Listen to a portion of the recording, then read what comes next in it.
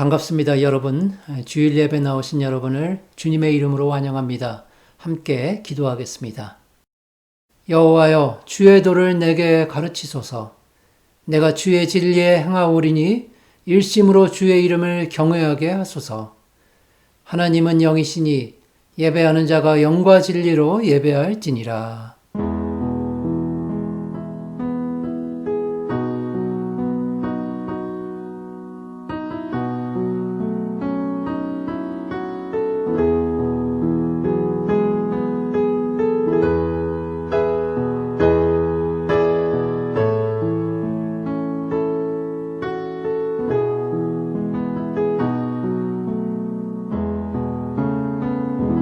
존귀와 영광과 찬양을 받으실 하나님, 오늘도 귀하고 복된 날을 허락하여 주시고 교회와 성도들이 주님 앞에 나와 경배드리게 하시니 감사합니다.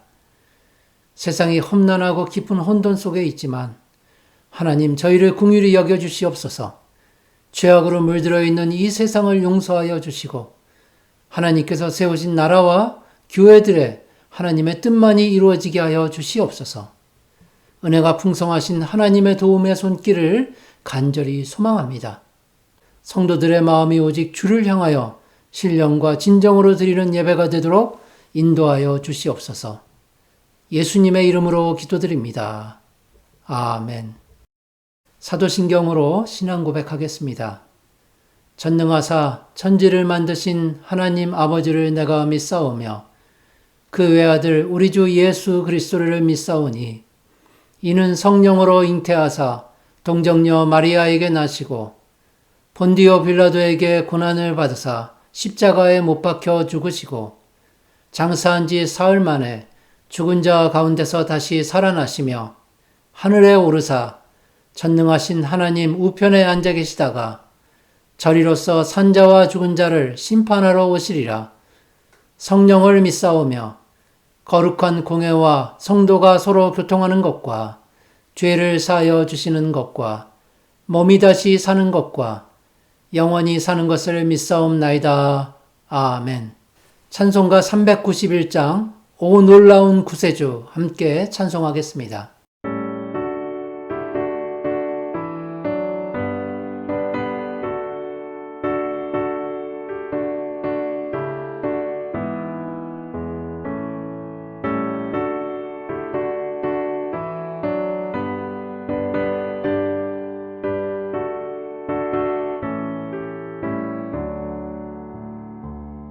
오 놀라운 구세주 예수 내 주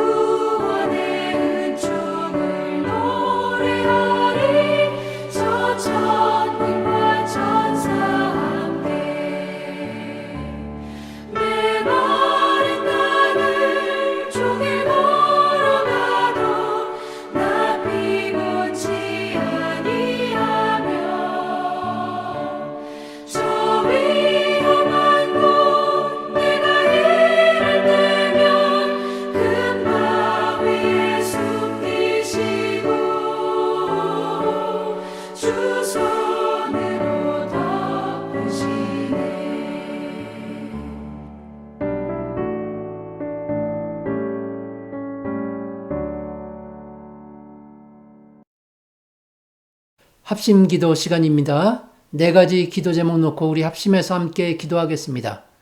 먼저 나라와 민족들 가운데 하나님의 은혜가 부어지기를 위해서 기도하시기 바랍니다. 두 번째로 교회를 위해서 기도할 때 어려움과 위기에 빠진 교회가 다시 일어나서 이 시대의 빛이 되기를 위해서 기도하시고, 세 번째로 성도와 가정들 위해 기도하겠습니다. 그리고 네 번째로 우리 자녀들 위해서 기도하겠습니다. 우리 합심해서 함께 기도하겠습니다. 사랑과 은혜가 풍성하신 하나님 감사를 드립니다. 오늘도 저희에게 좋은 날 주시고 하나님께 나와 예배드릴 수 있는 기쁨을 주시니 감사합니다. 세상의 많은 사람들 중에서 저희를 택하여 주시고 저희가 하나님만 바라보며 하나님께 나아갈 수 있도록 인도하여 주시니 감사합니다. 하나님, 이 시간 저희에게 크신 은혜를 부어주셔서 하나님의 놀라운 긍휼하심을 경험하고 하나님을 찬양할 수 있도록 인도하여 주시옵소서. 나라를 세우시고 민족들을 세우신 하나님께 찬양을 올려드립니다. 하나님, 나라들을 지켜주시옵소서. 특별히 우리 조국 대한민국을 지켜주시기를 소망합니다. 이제 새로운 지도자를 뽑아야 할 터인데 하나님 뜻에 합당한 지도자가 뽑힐 수 있도록 주님 역사하여 주시옵소서. 하나님, 나라의 지도자들이 하나님의 뜻이 무엇인지를 찾고 구하는 자들이 되게 하여 주시고 하나님의 통치의 질서를 따라서 나라들을 이끌어갈 수 있도록 도와주시옵소서. 하나님, 북한 땅도 지켜주시옵소서. 그 땅에도 우리 주 예수 그리스도의 복음이 전파되게 하여 주시고 하나님, 캐나다 땅을 지켜주시기를 소망합니다. 이 땅에 믿음의 전통이 잘 흘러가게 하여 주시고 하나님께서 세우신 놀라운 통치의 역사가 이 땅에서 펼쳐질 수 있도록 주여 도와주시옵소서. 하나님, 교회를 지켜주시기를 소망합니다. 교회가 여러 가지 어려움 가운데 있지만 다시 일어나 빛을 발하는 교회가 되게 하여 주시고 십자가의 복음의 능력 위에 든든히 세워질 수 있도록 주여 역사하시고 함께하여 주시옵소서. 하나님, 오로라 장로교회를 세워주셨사오니 지켜주실 줄로 믿습니다. 오로라 장로교회에 부흥을 주시옵소서. 이 지역에 잠들어 있는 영혼들을 깨우게 하여 주시고 잃어버린 영혼들을 찾을 수 있도록 도와주시옵소서. 또한 다음 세대를 섬기는 소명을 감당할 수 있는 교회가 되게 하여 주시옵소서. 그러므로 이 교회를 통하여서 많은 믿음의 자녀들이 자라날 수 있도록 하나님 돌보시고 함께하여 주시기를 간절히 소망합니다. 하나님, 여러 가지 어려움 가운데 있는 성도들과 가정들 위해서 기도하게 됩니다. 하나님, 이 땅의 가정들이 하나님께서 창조하신 목적을 따라 살아갈 수 있도록 돌보아 주시고 어려움을 겪고 있는 가정들에게는 하나님 도움의 손길을 펼쳐주시기를 간절히 소망합니다. 육신적 어려움이 있다면 그들에게 치유의 역사를 바라여 주시옵소서. 경제적 어려움을 겪고 있는 가정들에게는 하나님 풍성이 좋은 것들로 채워주셔서 하나님을 사랑하고 섬기는 일에 조금 더 부족함이 없도록 주님 인도하시고 돌보아 주시기를 간절히 기도드립니다. 하나님, 우리 자녀들 위해 기도합니다. 우리 자녀들이 하나님 보시기에 귀하고 아름답게 자라나게 하여 주시고 하나님께 영광 돌리는 하나님의 일꾼들로 살아갈 수 있도록 돌보아 주시옵소서. 하나님, 학업 가운데 있는 우리 자녀들에게는 지혜와 총명을 허락하여 주시고 또한 일터에 있는 우리 자녀들에게는 하나님의 귀한 복을 부어주셔서 많은 사람들에게 복을 전하며 그들이 복이 터전으로 살아갈 수 있도록 돌보아 주시옵소서. 하나님, 무엇을 하든지 하나님의 영광을 위하여 살아가는 우리 자녀들 되게 하여 주시고 많은 사람들에게 칭찬받고 인정받는 하나님의 귀한 일꾼들로 살아갈 수 있도록 주님 돌보시고 함께하여 주시옵소서. 하나님, 저희 예배 가운데 함께하여 주시고 예배를 통하여서 하나님을 만나며 하나님께 영광 돌릴 수 있도록 돌보아 주시옵소서. 예수님의 이름으로 기도드립니다. 아멘. 오늘 하나님께서 주신 말씀은 요한복음 7장 1절에서 14절까지의 말씀입니다. 요한복음 7장 1절에서 14절까지의 말씀입니다. 오늘 본문을 제가 봉독하도록 하겠습니다. 그 후에 예수께서 갈릴리에서 다니시고 유대에서 다니려 아니하심은 유대인들이 죽이려 함이로라. 유대인의 명절인 초막절이 가까운지라. 그 형제들이 예수께 이르되 당신이 행하는 일을 제자들도 보게 여기를 떠나 유대로 가소서. 스스로 나타나기를 구하면서 묻혀서 일하는 사람이 없나니 이 일을 행하려 하거든 자신을 세상에 나타내소서 하니 이는 그 형제들까지도 예수를 믿지 아니함이로라. 예수께서 이르시되 내 때는 아직 이르지 아니하였거니와 너희 때는 늘 준비되어 있느니라. 세상이 너희를 미워하지 아니하되 나를 미워하나니 이는 내가 세상의 일들을 악하다고 증언함이라. 너희는 명절에 올라가라. 내 때가 아직 차지 못하였으니 나는 이 명절에 아직 올라가지 아니하노라. 이 말씀을 하시고 갈릴리에 머물러 계시니라. 그 형제들이 명절에 올라간 후에 자기도 올라가시되 나타내지 않고 은밀히 가시니라. 명절 중에 유대인들이 예수를 찾으면서 그가 어디 있느냐 하고 예수께 대하여 무리 중에서 수군거림이 많아 어떤 사람은 좋은 사람이라 하며 어떤 사람은 아니라 무리를 미혹한다 하나 그러나 유대인들을 두려워하므로 드러나게 그에 대해 말하는 자가 없더라. 이미 명절의 중간이 되어 예수께서 성전에 올라가사 가르치시니. 아멘. 함께 봉헌하겠습니다.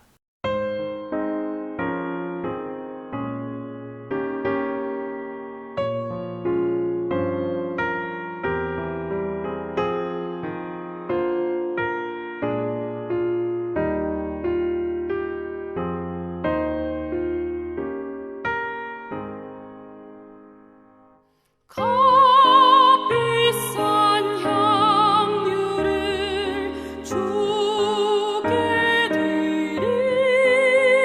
기도하겠습니다.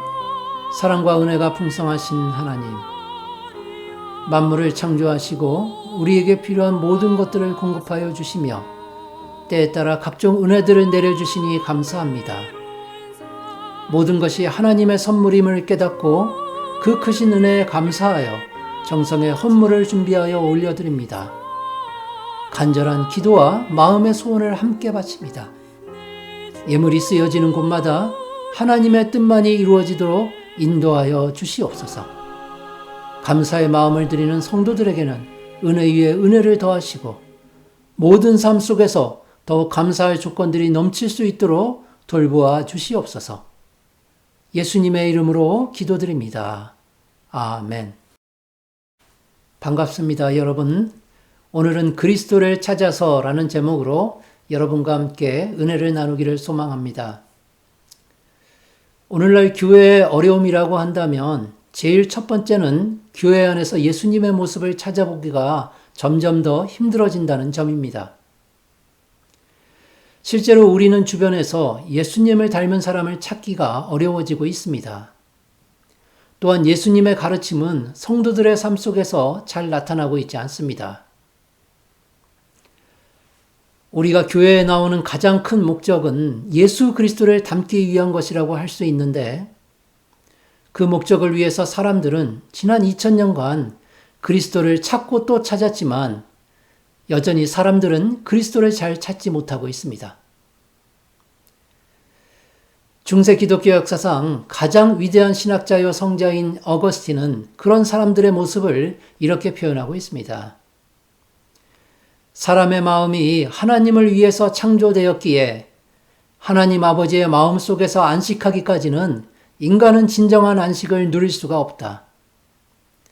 따라서 모든 사람들이 하나님을 찾으려 하지만 그들 모두가 올바른 방법으로 찾는 것도 그리고 올바른 곳에서 찾는 것도 아니다.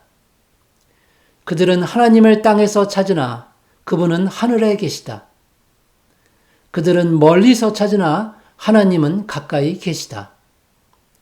그들은 돈과 재물에서 권력과 명예에서 그리고 열정에서 하나님을 찾으나 그분은 높고 거룩한 곳에 계시며 통회하고 마음이 겸손한 자와 함께 계시다. 수학자이자 철학자인 파스칼도 사람은 하나님을 찾으면서 동시에 그분에게서 멀어져만 가고 있다고 고백하고 있습니다. 인간의 과학으로는 하나님을 결코 찾을 수 없다고 그는 말하고 있는 것입니다. 파스칼의 생각처럼 현대 문명과 과학이 아무리 발전을 한다 해도 인간이 생겨난 비밀과 타락한 죄의 본성에 대해서는 설명할 수가 없습니다. 따라서 그런 것들을 통해서 조물주이신 하나님을 찾는다는 것은 거의 불가능한 일입니다. 우리가 하나님을 찾고 그분 안에서 안식을 누리기 위해서는 성경에서 그 길을 찾아야만 합니다.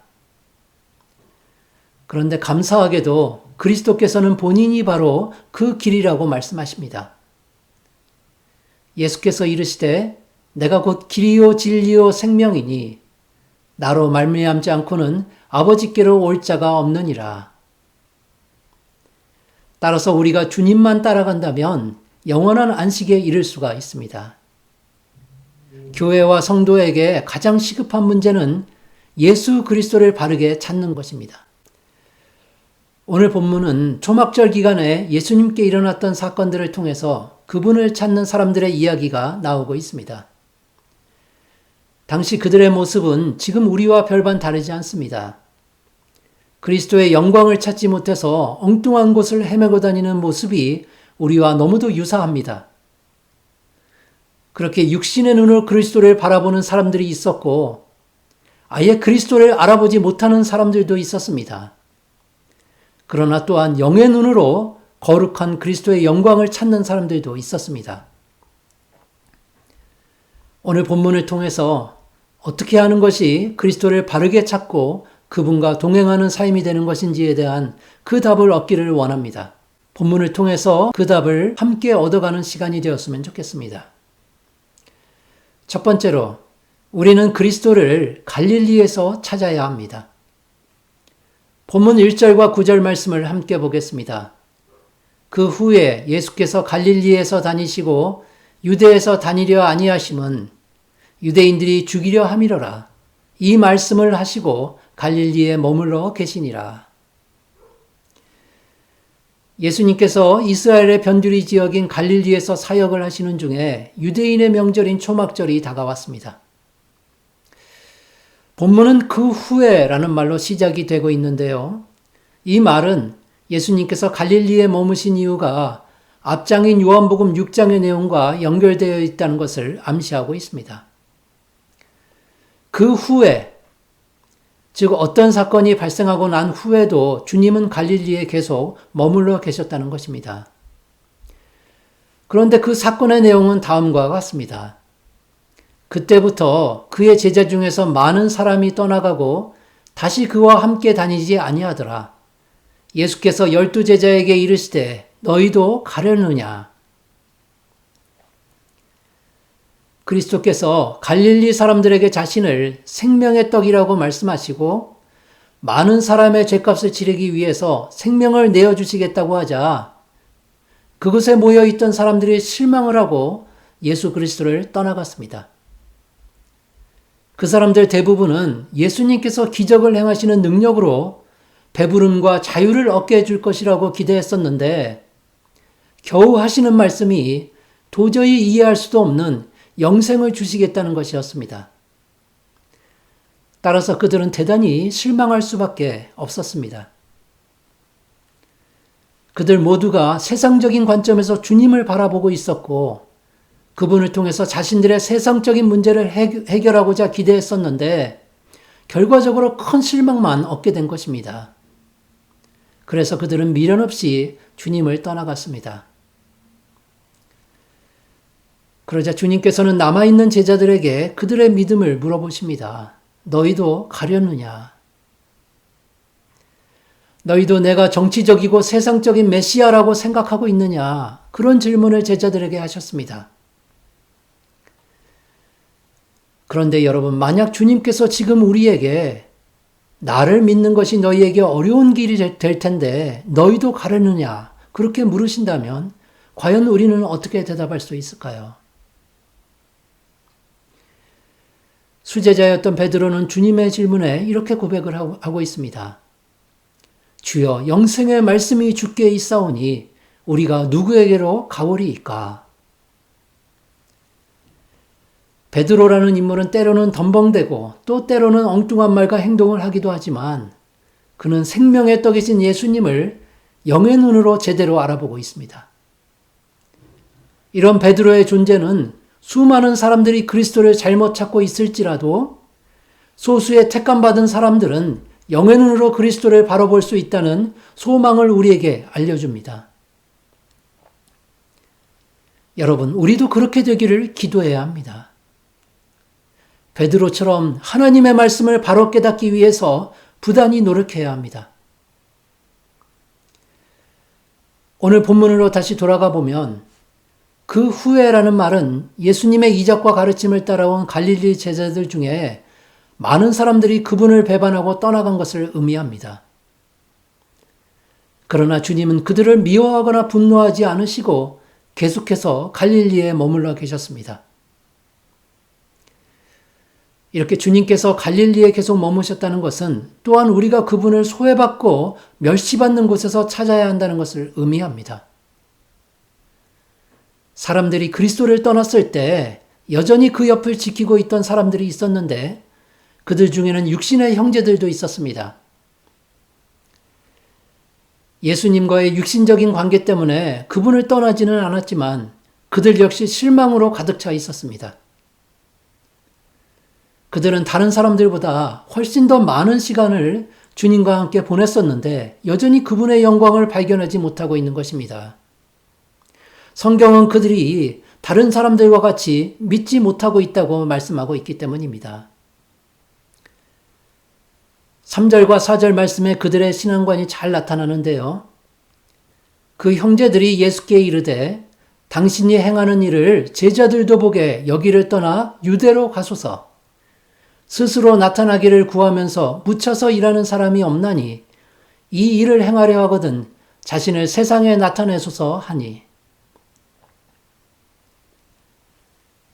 자신을 세상에 나타내소서라는 그들의 말에서 지금 이 사람들이 그리스도를 배반했던 사람들과 다르지 않다는 것을 알 수 있습니다. 형님, 왜 이렇게 외지고 천대받는 곳에서 시간과 정력을 낭비하고 계십니까? 우리와 함께 세상으로 나가서 한번 멋지게 유명해져 봅시다. 사람들로 북적이는 예루살렘에 가서 한번 크게 성공해 봅시다. 그들의 생각에는 예수님의 능력이 너무도 아까웠던 것입니다.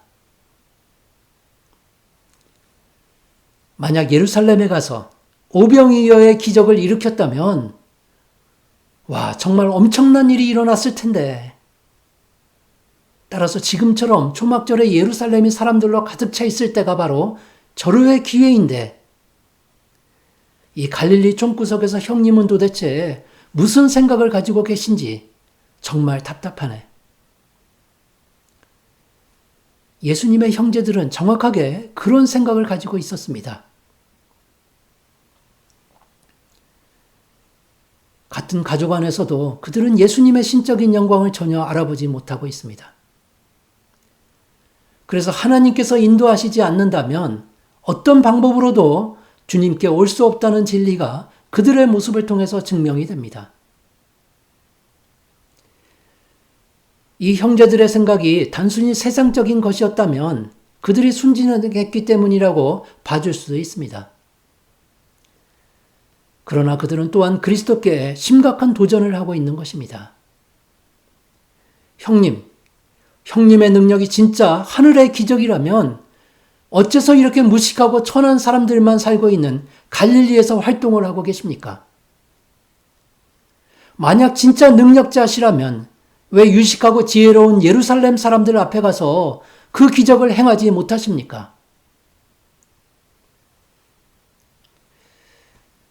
안타깝게도 이 육신의 형제들은 하나님의 마음과 목적에 대해서 참으로 무지한 사람들이었습니다. 그런데 더 안타까운 것은 오늘날에도 그들처럼 이생의 자랑을 삶의 가치로 여기며 사는 사람들이 많다는 점입니다. 당시의 갈릴리라는 지역은 유대 사람들에게 아주 더럽고 천한 마을로 여겨졌습니다. 나다나엘은 갈릴리를 가리켜서 그곳에서 무슨 선한 것이 날 수 있느냐고 말을 했습니다. 예수님을 비난하는 유대인 지도자들도 같은 생각을 가지고 있었는데 너도 갈릴리에서 왔느냐? 찾아보라. 갈릴리에서는 선지자가 나지 못하느니라. 그들은 갈릴리를 아주 버림받은 곳처럼 말을 하고 있습니다. 여러분, 이런 그들의 모습은 우리에게 중요한 경고가 되고 있습니다. 우리도 그리스도를 화려한 예루살렘에서만 찾으려 할 수 있다는 것을 경고합니다. 어쩌면 그런 마음이 교회 건물을 더 크고 아름답게만 꾸미려는 현대 기독교의 풍조일지도 모릅니다. 나는 어느 교회 출신이다. 그렇게 은근히 자기 교회를 자랑하는 교만의 마음일지도 모릅니다. 너도 갈릴리에서 왔느냐? 이 짧은 한마디 말 속에서 크고 화려한 교회가 좋은 교회로 인식되는 우리 현대 그리스도인들의 잘못된 교회관을 찾아볼 수 있습니다. 그런데 중요한 것은 우리 주님께서는 그렇게 증오받고 멸시받는 갈릴리에 머물러 계셨다는 사실입니다. 만약 그때 예루살렘에 가셔서 자신의 영광을 수많은 사람들에게 나타내셨다면 무슨 일이 일어났을까요? 인류 역사의 전무후무한 최고의 사건이 2000년 전 초막절에 예루살렘에서 발생했을 것입니다.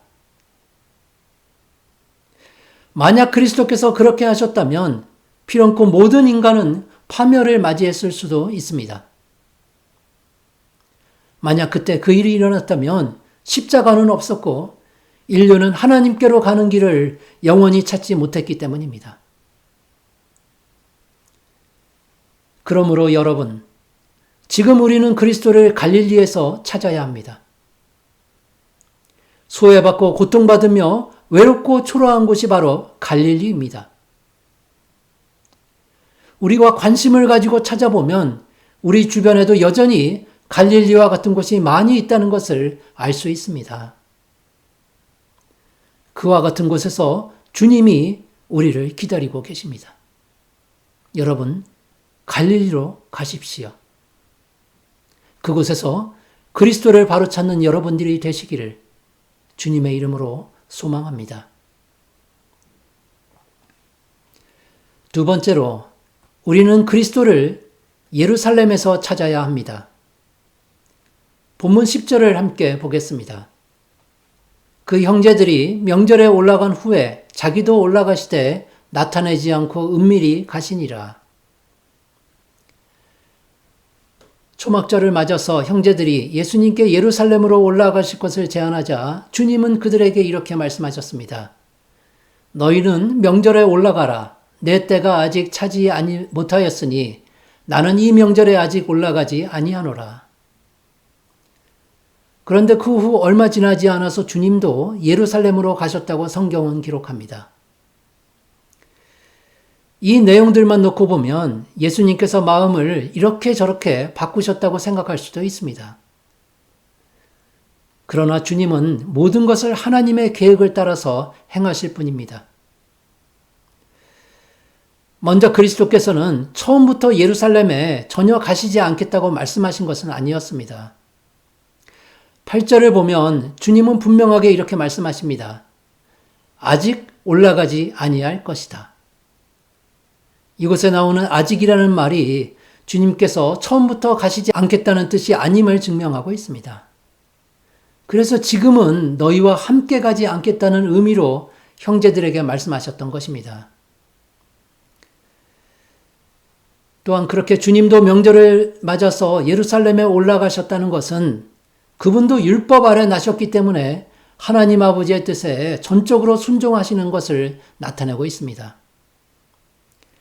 그래서 당시 주님의 말씀과 행동은 인간의 이성으로는 쉽게 판단하기가 어렵지만 그분이 하나님의 뜻을 따라서 순종하셨다는 믿음의 눈으로 바라본다면 우리가 그분의 행동을 충분히 이해할 수 있게 되는 것입니다.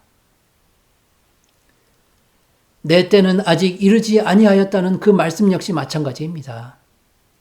이 말씀 역시 하나님의 계획에 전적으로 순종하시겠다는 주님의 의도를 나타내고 있습니다. 자신의 영광을 공개적으로 드러날 때가 아직 되지 않았지만 그러나 언젠가는 그때가 반드시 올 것이라는 예언을 포함하고 있습니다. 마태복음 24장에서 그들이 인자가 구름을 타고 능력과 큰 영광으로 오는 것을 보리라 그렇게 말씀하신 것과 같은 의미입니다. 그리스도께서는 세상에 자신을 나타내기보다는 오히려 숨기고자 하셨던 적이 더 많으셨습니다. 변화산에서 주님의 영광이 새 제자들에게 나타나셨을 때도 본 것을 아무에게도 이르지 말라고 그렇게 명령하셨습니다. 때가 되기까지는 어떠한 명예와 자랑도 거부하시는 겸손한 어린 양으로 이 땅에 사셨습니다. 바로 그 이유 때문에 주님께서 형제들과 함께 예루살렘으로 가시는 것을 거부하셨던 것입니다. 그리고 당시 이스라엘의 명절 모습을 고려해 보면 당연한 결정이었다고 할 수 있습니다. 이스라엘의 명절에는 각 지역에서 수십 명씩 또는 수백 명씩 무리를 지어서 예루살렘으로 여행을 하곤 했는데, 따라서 그런 무리가 도시에 도착하게 되면 그들이 어디로부터 온 어떤 사람들인지 금방 나타나게 되는 것이 당연합니다. 만약 형제들의 제안을 받아들여서 그들과 함께 여행을 하셨다면 아마도 예루살렘에 도착하자마자 수많은 사람들에게 예수님의 존재가 알려지게 되었을 것입니다. 당시 유대인 지도자들과 당국자들은 예수님을 보는 즉시 잡아다가 죽이려고 했습니다. 따라서 그리스도께서는 그분의 때가 되기 전까지는 쓸데없이 위기를 자초할 이유가 전혀 없었던 것입니다. 하나님께서 정해놓으신 계획대로 차근차근 순종하면서 진행하는 것이 예수님의 유일한 방법이었습니다. 그것이 바로 주님이 나타내시지 않고 은밀히 예루살렘으로 올라가셨던 이유이기도 합니다. 그런데 예루살렘에 모였던 유대인들은 그리스도에 대한 소문을 전해 들었습니다. 이렇게 예수님의 말씀을 한 번이라도 들었던 사람들은 그분에 대해서 관심을 가질 수밖에 없었습니다. 그분이 하나님의 명령에 철저히 순종하셨다는 것도 알게 되었습니다. 따라서 이 초막절에 그분이 예루살렘에 계신 것이 확실했습니다. 단지 문제는 이 수많은 군중들 안에서 어떻게 그분을 찾느냐 하는 것입니다. 초막절의 예루살렘에는 수십만에서 수백만의 군중들이 모여들었다는 것을 생각해 보십시오. 그곳에서 어떤 특정한 인물을 찾는다는 것은 거의 불가능합니다. 따라서 그런 혼잡한 환경 속에서 은밀한 중에 행하시는 그리스도를 찾는다는 것은 마치 모래사장에서 바늘을 찾는 것만큼 어려운 일이었습니다. 그래서 실제로 그곳에 모였던 많은 유대인들이 그렇게 예수 그리스도를 찾는 데 어려움을 겪고 있었다고 성경은 증거합니다. 명절 중에 유대인들이 예수를 찾으면서 그가 어디 있느냐 하고, 그렇다면 이 유대인들이 그렇게도 그리스도를 보고 싶어하는 이유가 무엇이었을까요? 우리는 당시 예루살렘에 모였던 유대인들이 왜 그렇게도 간절하게 그리스도를 찾았었는지 그 이유를 분명하게 알아야만 합니다. 그들이 간절히 주님을 찾았던 이유는 영생의 선물이신 그리스도를 보고 싶어하는 마음이 아닌 그분의 신기한 기적을 보고 싶어하는 마음이 더욱 컸기 때문이었습니다. 병든 자를 고치고 귀신을 내어 쫓고 물로 포도주를 만드시는 기적을 직접 보고 싶었던 것입니다.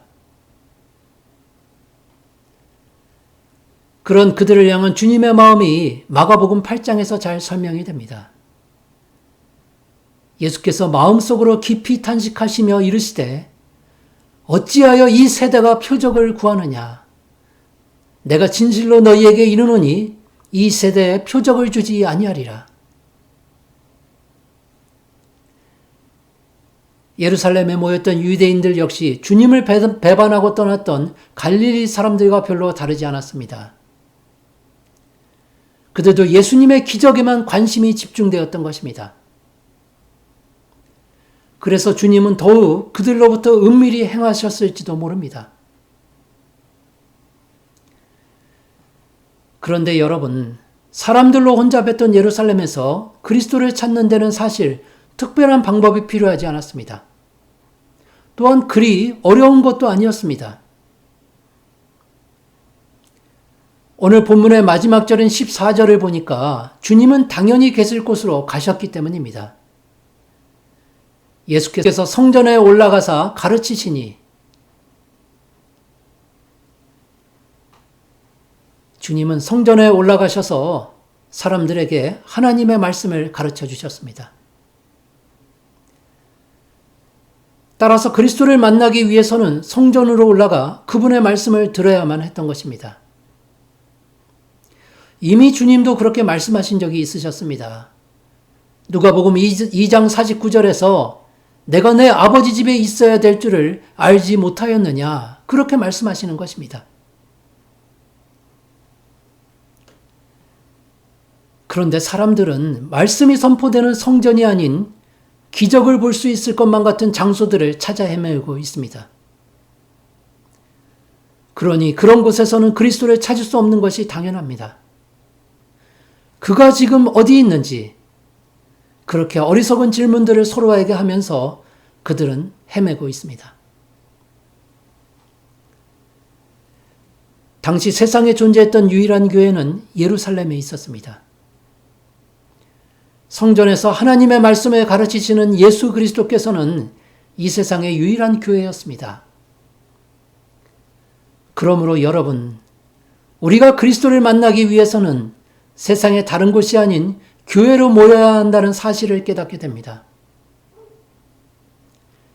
성도들이 함께 모여 예배를 드리고 찬양을 드리는 것이 가장 중요한 이유가 바로 그것입니다. 우리는 교회로 모여서 하나님의 말씀을 나누어야 합니다. 성전에서 주님이 하나님의 말씀을 가르치신 것처럼 교회의 중요성은 그 가운데 선포되는 말씀에 있습니다. 교회가 아무리 크고 화려하다고 해도 그것으로 우리의 영생을 얻을 수는 없습니다. 만약 예루살렘 성전에 올라가서 웅장한 건물만 보고 내려온다면 그것처럼 어리석은 일은 없을 것입니다. 베드로의 고백처럼 영생의 말씀이 주님께 있는데 그 말씀이 아닌 건물과 기적에서 영생을 찾는 것처럼 잘못된 신앙도 없습니다. 성도 여러분, 지금 우리는 그리스도를 어디에서 찾아야 할지를 깊이 묵상해 보시기 바랍니다. 우리는 예루살렘 성전으로 가서 주님의 말씀을 들어야 합니다. 따라서 우리가 교회로 함께 모여 드리는 예배가 바로 예루살렘 성전이고 그 예배 가운데 그리스도께서 친히 말씀을 해주신다는 사실을 굳게 믿으시기 바랍니다. 교회와 예배를 중요시하는 사람은 반드시 그리스도를 찾을 수 있습니다. 또한 우리가 날마다 묵상하는 성경 말씀 속에서도 우리 주님이 계심을 믿으시고 항상 말씀을 사모하십시오. 그렇게 예배와 말씀 가운데 주님이 계시다는 진리를 굳게 붙잡고 살아가는 여러분에게 하나님께서 크신 은혜를 부어주실 것이 확실합니다. 이제 마지막 세 번째는, 그렇다면 우리가 그리스도를 잘 찾지 못하는 이유는 무엇입니까? 본문 12절과 13절을 함께 보겠습니다. 예수께 대하여 무리 중에서 수군거림이 많아 어떤 사람은 좋은 사람이라 하며 어떤 사람은 아니라 무리를 미혹한다 하나. 예수님께서는 갈릴리에도 계시고 예루살렘에도 계시는데 우리는 왜 여전히 그분을 잘 찾지 못하고 있는 것일까요? 왜 교회에는 점점 더 그리스도의 모습이 사라져만 가고 있는 것인지. 오늘 본문을 보니까 그 원인들 중에 하나가 사람들의 술궁거림에 있었음을 알 수 있습니다. 그리스도께서 진리의 가르침을 통해서 복을 가져다 주셨는데 사람들은 서로 따지고 논쟁을 하고 있는 중입니다. 서로 수군거리면서 과연 무엇이 진리이고 무엇이 거짓인지 그들은 가장 근본적인 진리의 확신이 없었던 것입니다. 그런데 그 현상은 지금 우리에게도 똑같이 일어나고 있습니다. 언제부터인가 교회에서 교리의 중요성을 간과하고 있다는 것입니다. 여러분, 교회는 더 이상 교리를 잘 가르치지 않습니다. 사람들은 교리를 그저 재미없고 고리타분한 고전 이론이라고만 생각을 합니다. 하나님에 대해서, 예수 그리스도에 대해서, 성경과 신앙 고백에 대해서 인간의 죄와 사망에 대해서, 그리고 칭의와 성화에 대해서, 이런 주제들은 더 이상 교회에 인기 있는 성경 공부 주제가 아닙니다. 사람들은 자신의 삶의 이야기를 나누고 간단한 말씀에 삶을 적용해보고 그리고 서로를 위로하는 시간을 교회에서 보내기를 더 선호하고 있습니다. 그러나 여러분, 우리가 서로의 삶을 나누는 곳에서는 그리스도를 찾을 수가 없습니다. 기독교의 원리를 있는 그대로 받아들이는 그 순수한 마음에서만 주님을 찾을 수가 있는 것입니다. 그래서 만약 우리가 기독교의 가장 근본적인 원리를 놓치게 된다면 결과적으로 교회는 점점 더 그리스도를 잃어버릴 수밖에 없게 될 것입니다. 우리가 교리를 알지 못한다면 당시 예루살렘에 모였던 사람들처럼 어떤 사람은 좋은 사람이라 하고 어떤 사람은 아니라 무리를 미혹한다고 하는 예수님이 누구신지에 대한 혼란만 가중시킬 뿐입니다. 영국의 한 목사님께서 욥기를 강의하는 중에 23장 말씀을 읽게 되었습니다. 그런데 내가 앞으로 가도 그가 아니 계시고 뒤로 가도 보이지 아니하며 그가 왼쪽에서 일하시나 내가 만날 수 없고 그가 오른쪽으로 돌이키시나 배울 수 없구나. 이 말씀을 읽고 한참 동안 생각에 잠겨있던 그 목사님은 짧은 이 한마디를 덧붙였다고 합니다. 욥이여, 그대는 위를 바라보았는가?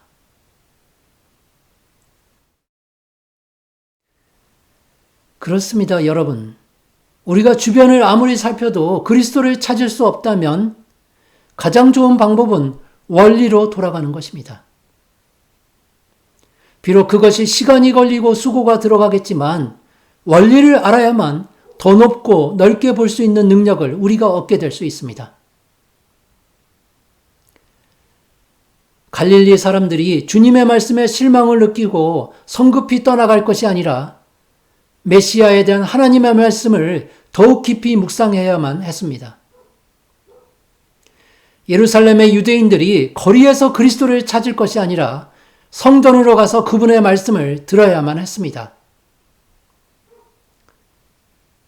그처럼 지금 우리도 신앙의 기독교 교리가 튼튼하게 자리를 잡고 있어야만 하나님과의 바른 관계가 세워지고 주님과 항상 동행하는 삶을 살 수 있게 되는 것입니다.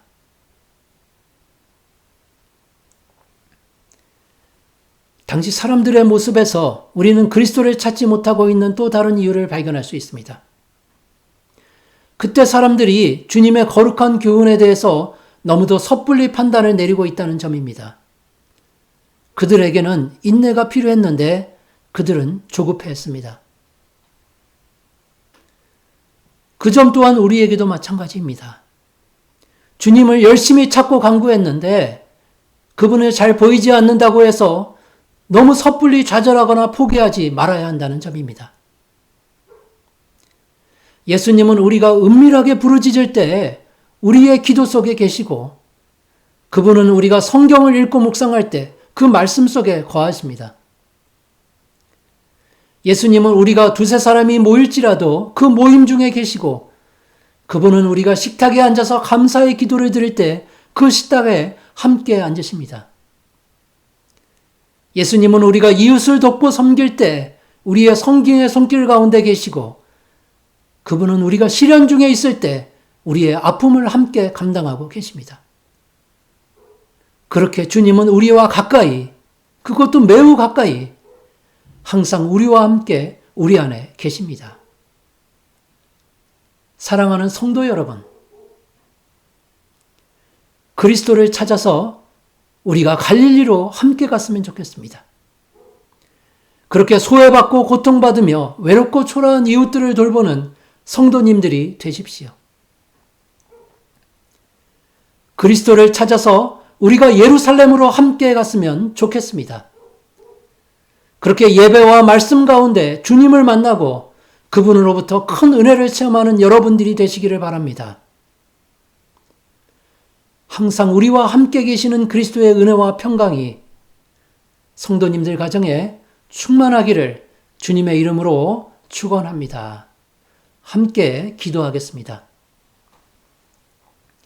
사랑과 은혜가 풍성하신 하나님, 하나님께서 우리에게 귀한 하나님의 아들을 주시고 부족하고 어리석은 죄인들을 너무도 사랑하셔서 그분이 십자가에 달리시고 부활하셔서 우리에게 산 소망을 주시니 감사합니다. 하나님, 그리스도를 찾아서 우리도 갈릴리로 가게 하여 주시옵소서. 그리스도를 찾아서 예루살렘으로 가게 하여 주시옵소서. 하나님, 기적을 바라보는 것이 아니라 우리 주님의 말씀을 바라보고 영생의 선물이신 우리 주님만 바라볼 수 있도록 도와주시옵소서. 주님과 항상 동행하며 주님의 말씀으로 변화되어서 하나님께 영광 돌리는 주님의 백성들로 살아갈 수 있도록 인도하여 주실 줄을 간절히 소망합니다. 예수님의 이름으로 기도드립니다. 아멘. 찬송가 92장 위에 계신 나의 친구 함께 찬송하겠습니다.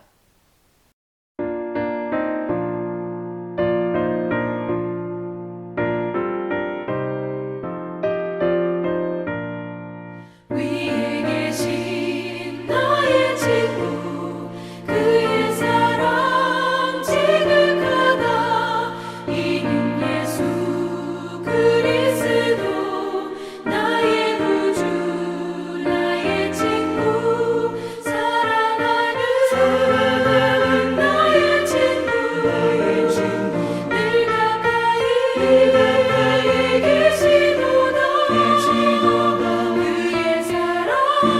사랑 놀랍도다 변함없는 나의 친구 나를 위해 죽으시고 나를 구원하셨으니 기쁨으로 경배하며 찬양하리 나의 친구 사랑하는 나의 친구 늘 가까이 계시도다 그의 사랑 놀랍도다 변함없는 나의 친구